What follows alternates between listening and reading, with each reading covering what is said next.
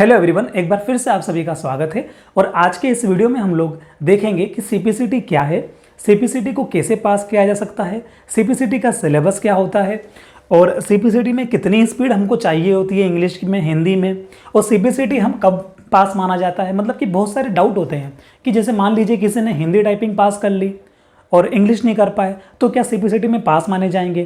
क्या किसी का कंप्यूटर का पेपर ही नहीं निकला और सीपीसीटी में हिंदी और इंग्लिश टाइपिंग दोनों निकल गई तो क्या वो पास माने जाएंगे? ये सारे सवाल हम सबके मन में चलते रहते हैं। तो इन्हीं सवालों के जवाब हमको इस वीडियो में आज मिलेंगे। और शुरू करते हैं वीडियो को। पहले हम समझते हैं कि सीपीसीटी क्या है। देखिए, सीपीसीटी होता है कंप्यूटर प्रोफिशिएंसी सर्टिफिकेशन टेस्ट। एक तरह से एक सर्टिफिकेट है जो कि हमको मैप्स आईटी करके जो हमारी मध्य प्रदेश की संस्था है उसके द्वारा हमको दिया जाता है। ठीक है, इस सर्टिफिकेट की क्या आवश्यकता है? इस सर्टिफिकेट की आवश्यकता है गवर्नमेंट जो जॉब होती है, जो गवर्नमेंट की जो परीक्षाएं होती है, सरकारी नौकरियों के लिए जो परीक्षाएं आयोजित की जाती हैं, और कहीं कहीं पे तो जो प्राइवेट जो जॉब होती है उनमें भी सीपीसीटी का सर्टिफिकेट अनिवार्य किया गया है। कहने का मतलब बहुत सारी ऐसी वैकेंसीज हैं जिसमें सीपीसीटी का सर्टिफिकेट पहले से ही अनिवार्य है कि आपके पास ये सर्टिफिकेट पहले से होना चाहिए। पटवारी ऐसी परीक्षा है जिसमें जब वर्ष 2017 में पटवारी का पेपर हुआ था तब सीपीसीटी जिसके पास नहीं थी उसको 2 साल का वक्त दिया गया था, और जिसके पास थी वो तो भर ही रहा था। तो जिसके पास नहीं थी उन्होंने भी भरी थी और 2 साल का समय उनको दिया गया था। तो सीपीसीटी का जो सर्टिफिकेट है ये पटवारी के लिए भी अनिवार्य है। इतनी बात भी आप समझे। पहले तो सीपीसीटी सर्टिफिकेट है और ये क्यों आवश्यक है कि गवर्नमेंट की जो जॉब होती है उसमें ये आवश्यक है। जिनको नहीं पता है कि सीपीसीटी करना क्यों जरूरी है, जो अभी 12th में है उनको, तो सीपीसीटी करना इसलिए ज़रूरी है क्योंकि ये गवर्नमेंट की जॉब्स में या फिर प्राइवेट की जॉब्स में काम में आता है। इतनी बात क्लियर हो गई।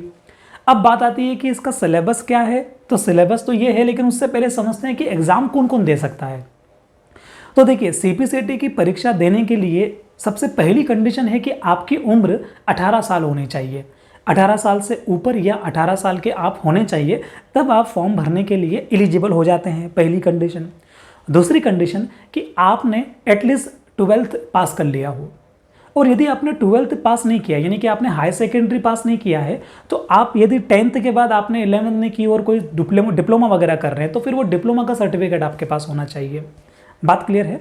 या तो 10th के साथ आपके पास कोई डिप्लोमा हो तो आप एग्ज़ाम दे सकते हैं। यदि आपने 12th कर ली है तो आप एग्ज़ाम दे सकते हैं, और आपकी उम्र कितनी होनी चाहिए? 18 साल होनी चाहिए। अब आते हैं सिलेबस पे कि इसका सिलेबस क्या है। देखिए, इसका सिलेबस में 6 प्रकार के सिलेबस दिए गए हैं। एक तो दिया गया है basic knowledge of computer operation, कि कंप्यूटर ऑपरेशन में जो चीज़ें होती हैं उनका आपको बेसिक नॉलेज हो। दूसरा आपको दिया गया है कि familiarity with computer hardware and software, यानी कि कंप्यूटर हार्डवेयर और सॉफ्टवेयर के साथ में आप फेमिलियर हों। दूसरा विषय इनका ये है, यहाँ से ये क्वेश्चन पूछेंगे। फिर है proficiency in general IT skills such as networking, internet, email, यानी कि IT skills, networking, email, internet, इनसे भी परीक्षा में क्वेश्चन पूछे जाएंगे। तीसरी चीज़ हो गई। ठीक है, चौथी चीज़ है रीडिंग कॉम्प्रहेंशन स्किल, यानी कि जो पैसेज आता है ना, बड़ा सा पैसेज आता है, फिर उसमें 5 क्वेश्चन पूछे जाते हैं। उसी प्रकार से एक पैसेज आएगा जिसमें 5 प्रश्न पूछे जाएंगे आपसे। तो चौथी चीज़ ये हो गई है। पांचवा है मैथमेटिकल एंड रीजनिंग स्किल, यानी कि कुछ क्वेश्चन मैथ्स से होंगे, एक दो क्वेश्चन आपके रीजनिंग से होंगे। कितने होंगे वो संख्या घट बढ़ सकती है। उसके बाद छठी आप देखिए जनरल अवेयरनेस। जनरल अवेयरनेस के अंदर जो भी करंट अफेयर्स है इससे क्वेश्चन आ सकता है। करंट में जो इशू चल रहे हैं इससे रिलेटेड हिस्ट्री का इशू से भी क्वेश्चन आ सकता है। मतलब कि इसमें ये जीए है, जनरल अवेयरनेस है, इसमें कुछ भी आ सकता है आपका। इसको एक तरह से जीके जीएस बोल सकते हैं। तो आपको इतना समझ में आया कि आपको क्या क्या पढ़ना है, आपको ये चीज़ें पढ़ना है। ठीक है, इसके अंदर आपको कंप्यूटर के अंदर ज़्यादा ध्यान लगाना है, क्योंकि कंप्यूटर से कितने प्रश्न आपके एग्जाम में आएंगे? कुल मिलाकर तो 75 प्रश्न आते हैं। कितने पेपर का सीपीसीटी का पेपर होगा आपका? कितने नंबरों का होगा? 75 जो क्वेश्चन हैं वो आपकी एग्जाम में पूछे जाएंगे। सीपीसीटी की परीक्षा जब आप देने जाएंगे तो आपको कितने प्रश्न नजर आएंगे? 75 प्रश्न नजर आएंगे। इन 75 प्रश्न में से ये जो आपको डेटा दिया गया है, कौन सा वाला? 1 2 3, इतना ये जो इसका जो वेटेज है वो है 52 नंबर। कितने नंबर? 52 नंबर। 52 नंबर का कंप्यूटर का पेपर आता है, और कंप्यूटर में इन्होंने सिलेबस क्या क्या दिया है ये हमने देखा है, 1 में जो लिखा है, 2 में जो लिखा है, 3 में जो लिखा है। इससे आपका पूरे के पूरे जो क्वेश्चन है वो 52 क्वेश्चन आएंगे। तो ये तो हो गया आपका कंप्यूटर का। इसके अलावा पूरा पेपर कितने नंबर का है? 75 नंबर का पूरा पेपर है। तो इसका मतलब ये हुआ कि जो ये 4, 5, 6 के जो विषय दिए गए हैं ये आएंगे कुल मिलाकर 23 नंबर के। बात समझ में आई आपको? 52 नंबर का ये पेपर आएगा, 23 नंबर के ये आएंगे, है ना। जो पूरा पेपर बना वो कितने नंबर का बन गया? 75 नंबर का बन गया। इतनी बात भी आपको क्लियर होगी कि सिलेबस क्या है और क्वेश्चन कितने आएंगे। 52 क्वेश्चन कंप्यूटर के आएंगे, 23 क्वेश्चन कौन से आएंगे? रीडिंग कॉम्प्रिहेंशन हिंदी का पैसेज आ सकता है जिसमें 5 क्वेश्चन हो, मैथमेटिकल रीजनिंग वगैरह इनके कुछ क्वेश्चन आएंगे, और जो करंट अफेयर्स है या जनरल अवेयरनेस में हिस्ट्री वगैरह भी आ सकती है, स्पोर्ट्स वगैरह भी आ सकता है। इनसे मिलाकर कितने क्वेश्चन बनेंगे? 23 क्वेश्चन मिलेंगे। तो 23 क्वेश्चन तो ये हो जाएंगे और 52 क्वेश्चन वो हो जाएंगे। कुल 75 क्वेश्चन का आपका पेपर होगा। पास होने के लिए कितने नंबर चाहिए? तो परीक्षा को पास करने के लिए आपको एटलीस्ट 50% मार्क्स चाहिए, मतलब कि 38 नंबर आपको चाहिए। कितने नंबर चाहिए पास होने के लिए? देखिए, पास होने के लिए आपको 38 मार्क्स चाहिए। सीपीसीटी के पेपर में यदि आपके 38 नंबर नहीं आते हैं तो आप फेल माने जाएंगे। अब अगली बात कि जब ये पेपर आपका होगा और आप इसमें 38 नंबर ले आए, कैसे होगा वो हम देखेंगे। हम थोड़ा सा आगे चलते हैं। 38 नंबर आप इसमें ले आए, उसके बाद क्या होगा? जब आपका ये पेपर ख़त्म होता है फिर आपको कुछ ब्रेक टाइम मिलता है। उसके बाद टाइपिंग इन इंग्लिश लैंग्वेज चालू होता है, यानी कि आपकी इंग्लिश टाइपिंग शुरू होती है। इंग्लिश टाइपिंग शुरू होने से पहले एक मॉक टेस्ट आता है। क्या आता है? Mock test. एक मॉक टेस्ट आता है 5 मिनट का, ये 10 मिनट का ऐसा कुछ रहता है, वो 5 मिनट का मान लीजिए कि 5 मिनट का मॉक टेस्ट आता है। मॉक टेस्ट मतलब क्या होता है? प्रैक्टिस पेपर मान सकते हैं कि आपका पेपर जो पेपर है आपका, जो मेन जिसके ऊपर आपका रिजल्ट बनेगा इंग्लिश टाइपिंग का, वो शुरू होने से पहले 5 मिनट का आपको एक प्रैक्टिस पेपर देते हैं एग्जाम में। ऑनलाइन आपके सामने आता है, कहीं भी उठ के नहीं जाना है। एक बार एग्जाम अगर आपकी ये स्टार्ट हो गई है, ये 75 क्वेश्चन आपने अटेम्प्ट किए हैं, इन 75 क्वेश्चन के जस्ट बाद आपको 1-2 मिनट का ब्रेक मिलेगा। उस ब्रेक वो वहाँ पे उठ के नहीं जाना है, ब्रेक टाइम आपके सामने चलेगा, कंप्यूटर पे लिखा हुआ आएगा कि 2 मिनट रिमेनिंग आपकी मॉक टेस्ट के लिए। फिर आपका मॉक टेस्ट चालू हो जाएगा। मॉक टेस्ट चालू होगा, मान लीजिए 5 मिनट का आपका मॉक टेस्ट चालू हुआ, तो उस मॉक टेस्ट के अंदर आपको आपका कीबोर्ड चेक करना है कि आपके कीबोर्ड के सारे बटन काम कर रहे हैं कि नहीं कर रहे हैं। वो मॉक टेस्ट किस बात के लिए होता है कि आप कीबोर्ड से फेमिलियर हैं कि नहीं है, यानी कि आप एग्ज़ाम जो टाइपिंग करने में कंफर्टेबल फील कर रहे हैं या नहीं कर रहे हैं, ये आपको उसमें चेक करना है। 5 मिनट में आप जब ये चेक कर लेंगे तो 5 मिनट के बाद या तो आप पहले से सबमिट करेंगे तो फिर आपका इंग्लिश टाइपिंग का टाइम चालू हो जाएगा कि 2 मिनट के बाद या 3 मिनट के बाद आपका इंग्लिश टाइपिंग का पेपर शुरू होने वाला है। और अगर आप उसको सबमिट नहीं करते हैं तो 5 मिनट जैसे ही आपका खत्म होगा मॉक टेस्ट का, ऑटोमेटिक फिर क्या होगा? आपका इंग्लिश की टाइपिंग चालू हो जाएगी। इतनी बात भी क्लियर है आपको? तो मॉक टेस्ट में क्या करना है? मॉक टेस्ट में आपको कीबोर्ड चेक करना है और सारे बटन चल रहे कि नहीं चल रहे वो चेक करना है। और यदि आपको कीबोर्ड पसंद नहीं आ रहा है, ठीक है, इसमें हम आगे डिस्कस करेंगे। जब मेरा पेपर कैसे निकला था उस टाइम पे हम डिस्कस कर लेंगे इस चीज़ को। इसको यहीं छोड़ते हैं। क्या होगा? इंग्लिश टाइपिंग शुरू होगी। इंग्लिश टाइपिंग शुरू होने के बाद आपकी जो इंग्लिश टाइपिंग रहेगी वो कितने मिनट की रहेगी? वो 15 मिनट की रहेगी। 15 मिनट की इंग्लिश टाइपिंग रहेगी। जो जनरल कैंडिडेट हैं उनके लिए, जनरल मतलब कि मेरा मतलब है जो कि फिजिकल हैंडीकैप नहीं है उनके लिए 15 मिनट की टाइपिंग रहेगी। और जिनको चाहिए कि मतलब जिनके पास सर्टिफिकेट है मेडिकल बोर्ड से बना हुआ, उनके लिए 20 मिनट की टाइपिंग रहेगी, इंग्लिश वाली और हिंदी वाली दोनों। तो इंग्लिश वाली टाइपिंग कितने मिनट की रहेगी? 15 मिनट की रहेगी सभी के लिए।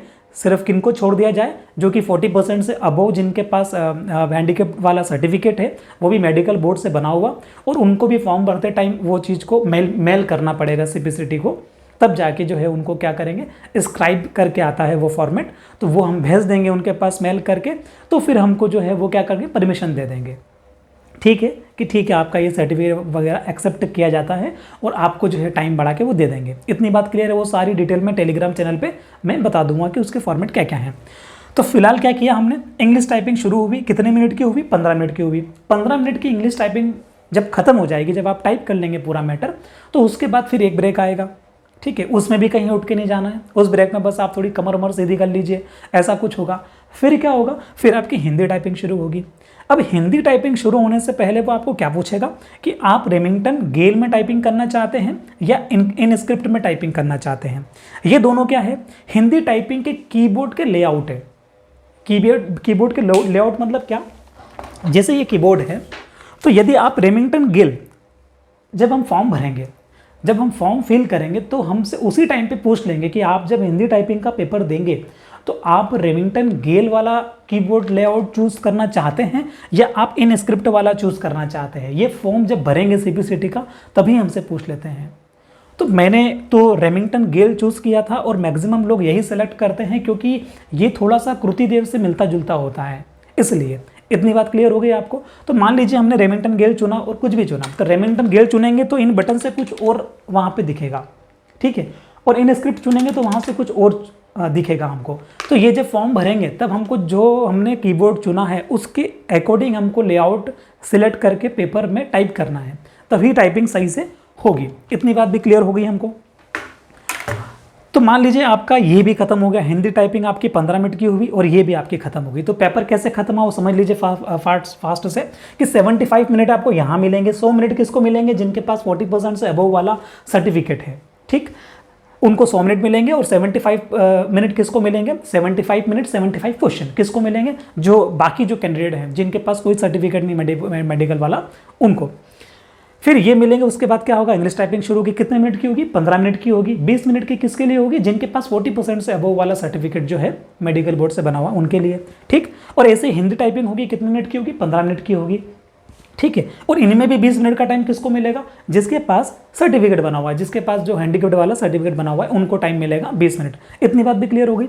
फिर उसके बाद क्या होगा, जब आप ये पूरा पेपर खत्म कर लेंगे तो आपके वहाँ पे मार्क्स भी दिख जाएंगे और आपकी टाइपिंग की स्पीड भी दिख जाएगी।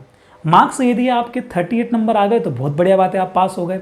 अब बात आती है आपका रिजल्ट कितने प्रकार से बन सकता है, ठीक है, ये समझना जरूरी है क्योंकि इसी से आप समझो कि मतलब कि मैं हिंदी में पास हो गया, इंग्लिश में नहीं हुआ तो क्या होगा, मैं इंग्लिश में पास हो गया और हिंदी में नहीं हुआ, हिंदी में पास हो गया, इंग्लिश में नहीं हुआ तो क्या होगा, मैं पेपर में फेल हो गया, टाइपिंग में पास हो गया तो क्या होगा, ठीक है। इन सभी सवालों के जवाब आपको अब मिलेंगे। 4 प्रकार से आपका रिजल्ट बनाया जा सकता है।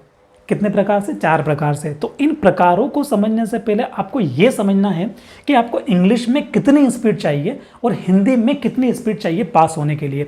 आपने ये तो समझ लिया कि आपको 38 मार्क्स चाहिए 75 में से पेपर में पास होने के लिए, लेकिन टाइपिंग में इंग्लिश में कितनी चाहिए और हिंदी में कितनी चाहिए, उसको समझने से पहले आपको यह समझना जरूरी है कि GWPN और NWPN क्या है, ठीक है। ये जो है आपका, ये क्या है, देखिए GWPM का मतलब होता है ग्रोस वर्ड पर मिनट। मैं लिख देता हूं, ग्रोस वर्ड पर मिनट, ठीक है, ग्रोस वर्ड पर मिनट। और NWPN का क्या मतलब होगा, NWPM का मतलब होगा आपका नेट वर्ड पर मिनट। क्या, नेट, यहां पे आ जाएगा। इस एन का मतलब क्या है, नेट है, और बाकी आपका वही है वर्ड पर मिनट। इतनी बात क्लियर है। तो आपको ये समझना जरूरी है, तभी आप स्पीड समझ पाओगे कि मेरी स्पीड कितनी आ रही है। देखिए ग्रोस वर्ड पर मिनट के अंदर ग्रोस का मतलब होता है सब कुछ। आपने सैलरी वाला वीडियो देखा होगा तो आपने देखा होगा कि ग्रोस सैलरी के अंदर क्या था, कटौती भी आई थी और जो आपको मिल रहा था वो भी आया था। एज इट इज इसमें भी है कि जो ग्रोस वर्ड पर मिनट का मतलब क्या था, सब कुछ। सब कुछ मतलब क्या, जो आपने गलत वर्ड टाइप किए हैं वो भी काउंट होंगे, जो आपने सही वर्ड टाइप किए हैं वो भी काउंट होंगे, ठीक। मान लीजिए कि आपने कुल मिलाकर, फॉर एग्जाम्पल आपने कुल मिलाकर 300 वर्ड टाइप कर दिए। कितने वर्ड टाइप किए, 300 वर्ड। इस 300 वर्ड के अंदर गलत वर्ड भी शामिल हैं और सही वर्ड भी शामिल है। तो आपका जो ग्रोस वाली जो स्पीड निकलती है GWPM वाली, वो हमेशा ज़्यादा होती है इससे। क्यों ज़्यादा होती है, क्योंकि यदि आप गलती करेंगे तब, क्योंकि गलती ऑब्वियसली हो ही जाती है, एक आध गलती तो हमसे होती ही होती है। तो मान लीजिए 300 वर्ड हमने टाइप किए और उसमें से मान लो 50 गलत है, फॉर एग्जाम्पल 50 गलत है, तो ये जो स्पीड बनेगी नहीं आपके, ये वाली जो स्पीड बनेगी आपकी, ये 300 वर्ड को लेके बनेगी। इतनी बात क्लियर हो रही है। और जो NWPM वाली स्पीड जो बनेगी वो तो नेट है, NAT। नेट मतलब क्या, कि सही सही वर्ड कितने हैं। तो मान लो कि 300 वर्ड टाइप किए हैं, 50 गलत हैं, तो सही कितने हैं, सही 250 हैं। तो उन 250 वर्ड को लेके आपकी स्पीड बनाई जाएगी। यानी कि ग्रोस का फॉर्मूला क्या होगा, ग्रोस का फॉर्मूला होगा gross word per minute upon time taken, कि आपने जितने भी वर्ड, चाहे वो सही हो चाहे वो गलत हो, उनको टाइप करने के लिए कितना समय लिया उसका भाग लगा देंगे तो आपकी GWPM स्पीड निकल जाएगी। ठीक, आपने सही सही वर्ड कितने टाइप किए हैं तो NWPM अपॉन टाइम टेकन, यानी कि आपने कितना समय लिया, आपने 300 वर्ड सही टाइप किए, मान लो सही टाइप किए 300 वर्ड और आपने मिनट लिए 15, तो स्पीड कितनी आ जाएगी 300/15। ठीक है, कितनी स्पीड आ रही है, 20 की स्पीड आ रही है। बात समझ में आई आपको। अब मान लो कि आपने 400 वर्ड टाइप किए जिसमें सही और गलत सब कुछ है, तो फिर इसमें भी काय का, और मान लीजिए आपने समय लिया 15 मिनट, तो भाग लगा दो 400 में 15 का, 15 दूना 30 और वापस से 15 छंग 90, मतलब कि आपका लगभग 26 के आसपास स्पीड आएगी। तो बात समझ में आ रही है आपको, क्या कहना चाह रहा हूँ मैं आपको, कि आपको GWPM पे फोकस नहीं करना है, आपको किस पे फोकस करना है, NWPM। अब बात आती है कि आप 38 नंबर ला के तो यहाँ पास हो गए, ठीक है, इस पेपर में। इंग्लिश की टाइपिंग के लिए आपको 30 NWPM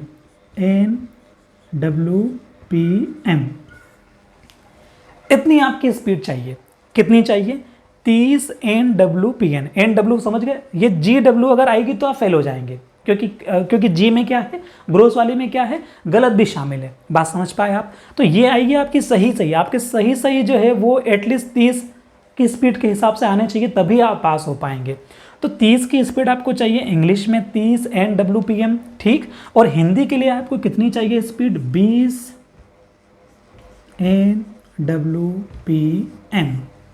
ठीक, 20 की स्पीड चाहिए हिंदी में, 30 की स्पीड चाहिए इंग्लिश में, और आप रेमिंगटन, गेल और इनस्क्रिप्ट इसमें से किसी में भी आप ये कर सकते हैं। अब हम समझते हैं कि रिजल्ट कितने प्रकार से बनाया जा सकता है। देखिए, रिजल्ट बनाने के लिए ये मैंने यहाँ लिख दिया 75, आपको सब में पास होना जरूरी है। 4 प्रकार से आपका रिजल्ट बन सकता है। ये CP का मतलब है कंप्यूटर प्रोफिशिएंसी वाला जो पेपर है, ये जो आपका 75 नंबर का जो पेपर है उसका 75 नंबर लिखा हुआ है, देख लीजिए। तो पहला आपका जो रिजल्ट बन सकता है वो कैसे बन सकता है, कि मान लो आपने इसमें पास हो गए। ठीक, आपने क्या किया, आपने पेपर दिया और आप कंप्यूटर के पेपर में पास हो गए। आप 75 नंबर में से 38 नंबर या 38 नंबर से ज़्यादा लेके आ गए परीक्षा में, तो आप पास ही माने जाएंगे। लेकिन आप इंग्लिश की जो स्पीड आपको 30 चाहिए थी वो नहीं ला पाए, और आपको हिंदी में जो 20 की जो स्पीड चाहिए थी आप वो भी नहीं ला पाए। आप इस दोनों में फेल हो गए। ठीक, आप इस दोनों में फेल हो गए। तो पहला तरीका आपका क्या बना रिजल्ट बनाने का, आपको जो सर्टिफिकेट जब रिजल्ट आएगा, तो अगर ऐसा केस बनता है कि आप पेपर में पास हो गए और दोनों टाइपिंग में फेल हो गए, तो आपका रिजल्ट में क्या रहेगा, कंप्यूटर प्रोफिशिएंसी में पास, बाकी दोनों जगह क्रॉस लगा रहेगा, यानी कि दोनों जगह आप पास नहीं हो पाए। अब इसका क्या मतलब है, इसका मतलब है कि यदि ऐसी कोई वैकेंसी आती है या ऐसी कोई प्राइवेट जॉब हो जो अपने नोटिफिकेशन में ये लिखती है कि हमको CPCT का कंप्यूटर प्रोफिशिएंसी पेपर वाला पास वाला बंदा चाहिए, चाहे उसने हिंदी टाइपिंग या इंग्लिश टाइपिंग पास करी हो या नहीं करी हो, उससे मतलब नहीं है। ठीक, क्या चाहिए, सिर्फ कंप्यूटर प्रोफिशिएंसी 75 में से जो पास हुआ है वो वाला चाहिए। तो आप ये वाला सर्टिफिकेट यदि उस वैकेंसी में लगा देंगे तो आप एलिजिबल हो जाएंगे। बात समझ पाए, पहली कंडीशन। दूसरा आपका रिजल्ट जो बनेगा वो कैसे बनेगा, CP plus English. CP plus English मतलब क्या, कि आप कंप्यूटर के पेपर में पास हो गए, आप वहाँ पे 38 से ज़्यादा नंबर ले आए या 38 नंबर ले आए, और आप इंग्लिश प्लस इंग्लिश लगाओ, मतलब कि आपने इंग्लिश की टाइपिंग भी पास कर ली। आप इंग्लिश की टाइपिंग की देखिए, इंग्लिश की टाइपिंग में आप 30 से ज़्यादा स्पीड ले आए या 30 की स्पीड आप ले आए, कौन सी वाली स्पीड, NWPM वाली स्पीड आप ले आए, लेकिन हिंदी आप पास नहीं कर पाए, तो यहाँ पे फिर क्रॉस लग जाएगा। तो आपका अगला जो तरीका बन सकता है रिजल्ट का कंडीशन, वो क्या बन सकती है, CP प्लस इंग्लिश आपने निकाला। इसमें भी सेम कंडीशन है कि यदि ऐसी कोई वैकेंसी आती है जिसमें कंप्यूटर के पेपर में पास मांगते हैं प्लस इंग्लिश टाइपिंग मांगते हैं, उनको हिंदी से मतलब नहीं है, तो भी आपका ये सर्टिफिकेट काम कर जाएगा। कौन सा वाला, जिसमें आप हिंदी में तो फेल हो गए लेकिन आप इंग्लिश में पास हो और पेपर में भी पास हो, दोनों जगह पास हो, तो आपको फिर हिंदी करना कंपलसरी नहीं है। बात समझ में आई। तो दूसरा आपका तरीका क्या होगा, पेपर जो रिजल्ट बनाने का वो इस प्रकार से बन के आएगा। तीसरा पेपर जो रिजल्ट आपका बनता है, जो कि पटवारी की परीक्षा में काम में आता है, मतलब कि वैसे तो ये भी काम में आ सकता है पटवारी की पेपर में, लेकिन पटवारी की परीक्षा में इससे भी काम चल जाता है। कैसे कि आपने कंप्यूटर का पेपर पास कर लिया, ठीक, आपने कंप्यूटर का पेपर पास कर लिया और आपने प्लस हिंदी की टाइपिंग पास कर ली है। हिंदी की टाइपिंग पास कर ली मतलब आप इंग्लिश पास नहीं कर पाए। तो इंग्लिश तो आप, ये इंग्लिश वाला है तो इंग्लिश आप पास नहीं कर पाए, लेकिन आपने क्या किया, कंप्यूटर जो हिंदी की जो टाइपिंग है वो आपने पास कर ली। ठीक है, तो कंप्यूटर का पेपर प्लस हिंदी की टाइपिंग आपने पास कर ली है। तो अब क्या होगा, अब उस प्रकार की वैकेंसी जो कि सीपीसीटी का वो वाला सर्टिफिकेट मांगती है जिसके अंदर आप कंप्यूटर का पेपर पास होना चाहिए प्लस आपकी हिंदी टाइपिंग होनी चाहिए। इसका मतलब क्या है, इसका मतलब उनको इंग्लिश से मतलब नहीं है कि वो आपने पास करी है कि नहीं करी है। ऐसा कौन सी वैकेंसी में हो रहा है, ऐसा पटवारी की वैकेंसी में हो रहा है। बाकी और भी वैकेंसी है जो टाइपिंग डेटा एंट्री ऑपरेटर वाली, उसमें भी किसी किसी में है। तो पटवारी की वैकेंसी में तो ऐसा ही होता है। क्या होता है कि पटवारी का जब नोटिफिकेशन आता है तो उसमें लिखा रहता है कि आपने सीपीसीटी का, आपको सीपीसीटी का पेपर पास रहें प्लस आपके पास हिंदी टाइपिंग में 20 की स्पीड होनी चाहिए, 20 NWPM की स्पीड होनी चाहिए। बात समझ में आई। तीसरा आपका रिजल्ट किस प्रकार से बन सकता है, इस प्रकार से बन सकता है। चौथा रिजल्ट किस प्रकार से बन सकता है कि आपने कंप्यूटर का पेपर भी पास कर लिया, मतलब कि आप 38 नंबर 75 में से या उससे ज़्यादा नंबर भी ले आए, और आपने इंग्लिश का टाइपिंग भी निकाल दिया, आपकी स्पीड 30 से ऊपर या तेज़ भी आ गई इंग्लिश वाली, और आपकी हिंदी वाली स्पीड 20 और 20 से ऊपर भी आ गई। तो आपने तीनों जगह आपके राइट लग गया, आपने तीनों पास कर लिया। तो आपका टारगेट क्या रखना है, आपका टारगेट रखना है ये वाला। ठीक है, नंबर ऑफ टाइम आप एग्ज़ाम दे सकते हैं, आप बहुत बार एग्ज़ाम दे सकते हैं। इस बार भी एग्ज़ाम 5, 6 और 7 तारीख को एग्ज़ाम होने वाली है नवंबर में 5, 6, 7 तारीख को एग्ज़ाम होगी और फॉर्म फिलिंग अभी भी चल रही है। तो आप चाहें तो अभी भी भर सकते हैं और आप चाहें तो अगली बार भी भर सकते हैं। अब देखो, मान लो कि आपने ऐसा कर लिया, आप इसमें पास हो गए। पटवारी के उद्देश्य से अगर बात करें, अभी हम पटवारी की वैकेंसी के लिए अगर बात करें तो आपका टारगेट फिलहाल ये होना चाहिए। अगर ये भी आपका टारगेट है तो भी चलेगा, कोई दिक्कत नहीं है, लेकिन एटलीस्ट इतना तो कर ही लो। मेरे कहने का मतलब ये है कि किसी को इंग्लिश भी नहीं आती है, किसी को हिंदी भी नहीं आती है, तो उसको दोनों के बजाय, दोनों पे फोकस करने के बजाय पहले क्या करना है, पहले एलिजिबल हो जाओ एग्जाम के लिए, पटवारी के एग्जाम के लिए। कैसे हो सकते हैं, हिंदी की टाइपिंग की प्रैक्टिस करने लग जाओ। हिंदी में कितने चाहिए, हिंदी में 20 चाहिए। कैसे करना है प्रैक्टिस अभी देखेंगे। ठीक है, तो 20 हिंदी में आप लग गए और आप कंप्यूटर का जो एक बुक वगैरह ला के ये पढ़ने लग गए, तो आप कंप्यूटर का पेपर आपने पास कर लिया, हिंदी टाइपिंग आपने पास कर लिया, आपके पास एक सर्टिफिकेट आ गया। कौन सा वाला, ये वाला, कि आपके पास कंप्यूटर का पेपर पास है, हिंदी पास है। अब आप पटवारी का जो फॉर्म है वो भर पाएंगे। ठीक है, वैसे भी भर पाएंगे यदि वो समय देंगे तब। कंडीशन अभी क्या लगी हुई है, किसी को पता नहीं है कि वो क्या करेंगे। मुझे ऐसा लगता है कि वो समय देंगे, लेकिन मान लो कि समय नहीं दिया तो ठीक है, ऐसा नहीं होगा, घबराने की जरूरत नहीं है, लेकिन फिर भी हम रिस्क क्यों लें। ठीक है, तो हम क्या कर सकते हैं, हम हिंदी टाइपिंग कर सकते हैं प्लस कंप्यूटर पेपर हम निकाल सकते हैं। इंग्लिश के लिए हम बाद में फोकस करेंगे, क्योंकि इसमें मनाही थोड़ी ना है। ऐसा नहीं है कि आप एक बार पेपर में पास हो गए, एक बार आपने पेपर दिया है वापस नहीं दे सकते। आप नंबर ऑफ टाइम पेपर दे सकते हो, आपकी जितनी मर्जी हो उतनी बार पेपर दे सकते हो। तो एक बार आपने क्या किया कि ये पेपर ये वाला पास कर लिया, मतलब हिंदी टाइपिंग कर ली, कंप्यूटर पेपर पास कर लिया, मतलब कि आप पटवारी के लिए एलिजिबल हो गए। और उसके बाद आपकी मर्जी पड़े तो दो ना, फिर इंग्लिश की भी प्रैक्टिस करो और इंग्लिश में भी अच्छा नंबर वो लाओ। स्पीड इसमें और ज़्यादा लाओगे, 30 से ज़्यादा लाओगे तो और अच्छा % बनेगा, ऐसा कुछ होता है। ठीक है, तो उस पर अभी नहीं जाते हुए अभी आप ये समझे होंगे कि आपका रिजल्ट किस प्रकार से बनेगा। अब बात आती है कि यदि आप एक बार सीपीसीटी की परीक्षा इस प्रकार से पास कर लेते हैं, आपके पास सर्टिफिकेट आ जाता है, तो वो सर्टिफिकेट कितने सालों तक वैलिड है। तो वो सर्टिफिकेट आपके लिए 7 सालों तक वैलिड है। कितने साल, 7 ईयर। एक बार आप यदि परीक्षा पास कर लेते हैं तो वो सीपीसीटी का जो सर्टिफिकेट है वो 7 सालों तक वैलिड है। 7 सालों तक अब आपको करने की आवश्यकता नहीं है। पहले ये 2 साल था, इसको बढ़ा के 7 साल कर दिया है। यानी कि एक बार पास कर लो, 7 साल तक भूल जाओगे। 7 साल में तो वैसे भी नौकरी लग जाएगी। ठीक है, तो इस काम को क्या करना ना, एक बार करके इसको साइड करो, फिर दूसरी जगह दिमाग लगाओ। तो सीपीसीटी को खत्म करने के बाद आपके पास एरिया ऑफ वैकेंसी बढ़ जाएगा। ठीक है, कुछ कुछ ऐसी वैकेंसी आती है जिनमें अनिवार्य ही है, कोई टाइम वाइम नहीं मिलता 1 साल 2 साल का, वहाँ ये बहुत काम करता है। कौन सा सर्टिफिकेट, क्योंकि क्या होता है कि सबके पास तो सर्टिफिकेट होता नहीं है। नंबर ऑफ कैंडिडेट के पास सर्टिफिकेट, बहुत सारों के पास सीपीसीटी का सर्टिफिकेट नहीं होता। इन बच्चों की संख्या ज़्यादा है। अब मान लो ऐसी वैकेंसी आई जिसके अंदर आप सभी तरह से एलिजिबल हो, मतलब कि जो उन्होंने योग्यताएं मांगी वो सब कुछ आपके पास है, सिर्फ एक योग्यता नहीं है, सीपीसीटी आप पास नहीं हो।